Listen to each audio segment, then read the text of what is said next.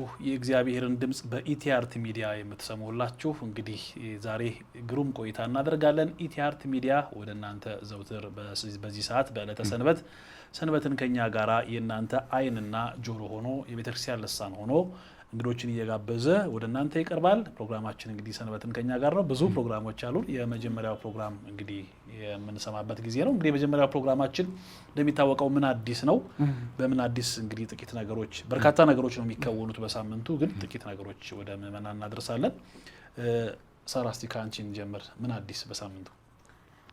እኔ ጋር ያለው ነገር እንግዲህ በጣም አሳዛኝ ነገር ነው። እንደው ግን እንዴት አለፈ ሳምንቱ ባንቺ በኩል? እስቲ ካንቺን እንነሳ። ሳምንቱ እግዚአብሔር ይመስገን ያው ማመስገን ጥሩ ነው። እግዚአብሔር ይመስገን ጥሩ ነው። ግን አንዳንዴ የምንሰማቸው ነገሮች አሁንማ መጥፎ ነገሮችን መስማት ልማዳችን አድርገናልና ጥሩ ነገሮችን የምንሰማው ልክ እንደ በአመት አንዴ ናፍቀን እየሆነብን ነው። እሱንም ከሰማን ማለት ነው። እኔ ጋር ያለው ነገር በጣም የሚያሳዝን እና ሰውነታችንን የሚያጠራጥር ነገር ነው።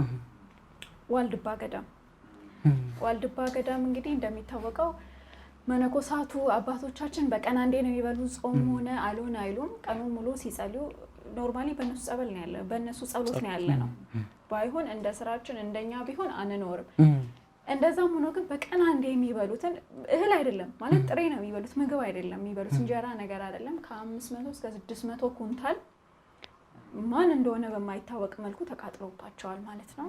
በጣም ነው የሚያሳዝነው። እውነት እኛ በስላሴ አምሳል የተፈጠርነው ግን እውነት በቀን አንዴ የሚበሉትን ለኛ ቆመው እየጸለዩ የሚያድሩትን ሰዎች ምግብ ማጥፋት ማለት ሰው መሆኑን ሁሉ አጠራጠራለሁ። እውነት በስላሴ አምሳል ነው ያ ሰው ተፈጥሮ እንደዚህ ያደረገው አላውቅም።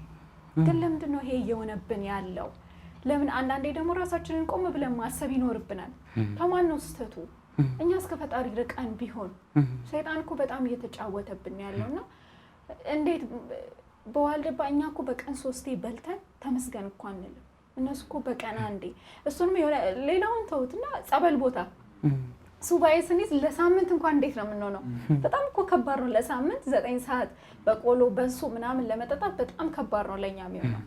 አስበው እንግዲህ እነሱ በተለይ ለሀገር የሚጸልዩ የላመ ጣመውን ንቀው እንግዲህ ያው እና በዛ ላይ እኛ ሱባኤ ስንገባ አርፈን እነሱ ግን እየሰሩ ነው። ቀን እየሰገዱ አለም እዚህ ጋርም ስራ ካለም የገዳሙን እየሰሩ ምን ይያሉ ነው።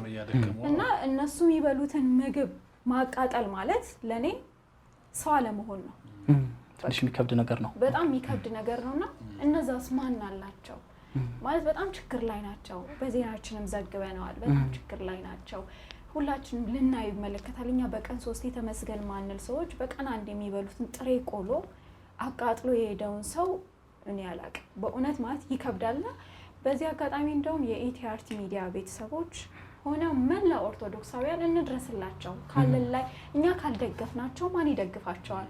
ካለን ላይ እናካፍላቸው። ምክንያቱም በእነሱ ጸሎት ነው እኛ ያለነው። በተለይ በዚህ ጊዜ በጣም ከባድ ጊዜ ውስጥ ነን እናውቃለን። ግን ቢሆንም አሁን ደግሞ ትንሽ ነገሮች እየበዙብን መጥተዋልና አንዳንዴ ጥሩ ነገሮችን እንዳልኩት ከአመት አንዴ እንደ በዓል እንደ ፋሲካ እንደገና ጠብቀን የምንሰማበት ጊዜ እየደረስን ነው እና እኔ ጋር ያለው አሳዛኝ ጉዳይ ነው። መልካም እውነት ነው። እጅግ ያሳዝናል። እንግዲህ ተመልካቾቻችን ያው የዘመኑ ጫፍ የደረሱ ጊዜ ላይ ነው ያለነው። እግዚአብሔር አምላካችን ለሁላችንም እንግዲህ ምህረቱን ያምጣልን። ለተባለው እነዚህ አባቶች በታቅቦ ያሉ አባቶች ታህራሚ ጸዋሚ አባቶች ጸላይ አባቶች ናቸው። እንግዲህ እነዚህን አባቶች የሚመገቡትን ምግብ ነው እንደዚህ አድርገው ያጠፉት። የተወደዳችሁ በመላው ዓለም ያላችሁ ኦርቶዶክሳውያን እንግዲህ አሁን አንድ የምንሆንበት የምንተጋገዝበት አባቶችን የሚጸልዩ አባቶችን የምንጎበኝበት ጊዜ ነው። ታችን ሳራ እንዳለችው እንግዲህ በእኛም በኩል ለነዚህ አባቶች መድረስ የምትፈልጉ ካላችሁ በአድሚኖቻችን በኩል ልታገኙን ትችላላችሁ። የመጀመሪያው ይሄ ነው። ሁለተኛው ምንድነው?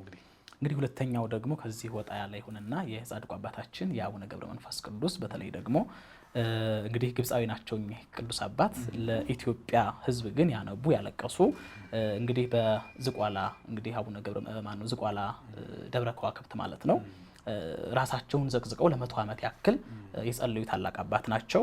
ሁለተኛ እንደገና ደግሞ አናብስቱንና አናምርቱን ያስታረቁ ያዙ የነበሩና እኚህ ጻድቅ ቅዱስ አባት እንግዲህ የእረፍታቸው መታሰቢያ በምድረ ከብድ እንግዲህ አቡነ ገብረ መንፈስ ቅዱስ አንድነት ገዳም ብፁዕ አቡነ ኤልያስ የአርባ ምንጭ ሀገረ ስብከት ሊቀ ጳጳስ እንዲሁም ደግሞ በርካታ ምእመናንና ምእመናት የደብራትና የገዳማት አስተዳዳሪዎች በተገኙበት የሚገርመው እስከ ሌሊቱ 6 ሰዓት ድረስ መኪኖች እንደሚገቡና ሶስቱም መናኸሪያዎች ሙሉ እንደነበሩ ከአራቱም የኢትዮጵያ አቅጣጫ የሚመጡ ህዝበ ክርስቲያን የጻድቁን አባታችንን በረከት ለማግኘት ከሳቸው በረከት ለመቀበል እንግዲህ እዛ ቦታ ላይ እንደተገኙና እጅግ ደማቅ የሆነ ክብረ በዓል እንዳለፈ የጻድቁ አባታችንን የእረፍት በዓልን በርካታ ህዝብ የታደመበት እጅግ ድንቅ የሆነ በዓል አልፏል ማለት ነው። ሁለተኛው ሳምንት እሱ ነው። በረከታቸው እንግዲህ አማላጅነታቸው አይለየን እንላለን። ይሄ ሁለተኛው እንግዲህ ገብረ መንፈስ ቅዱስ ጻድቁ መነኩሴ 562 ዘመን ከኖሩ በኋላ ወደ እግዚአብሔር የተጠሩበት እግዚአብሔር እናቱ ቅድስት ድንግል ማርያምን ቅዱሳን መላእክትን አስከትሎ በክብር በይባቤ የወሰደበት ወደሱ ወደ ቅፉ ያደረገበት ቀን ነው። እንግዲህ እንደተባለው ምድረ ከብድ የነበረው በኩረ ሰባኪያን መምህር ምረትአብ አሰፋ በማንቂያው ደውል አስተባባሪነት እጅግ ግሩም የሆነ ስዕል ተስሎ በዛ ዕለት እንደተመረቀ መረጃው ደርሶናል። እኛም ዜናውን ዘግበን ነበረ።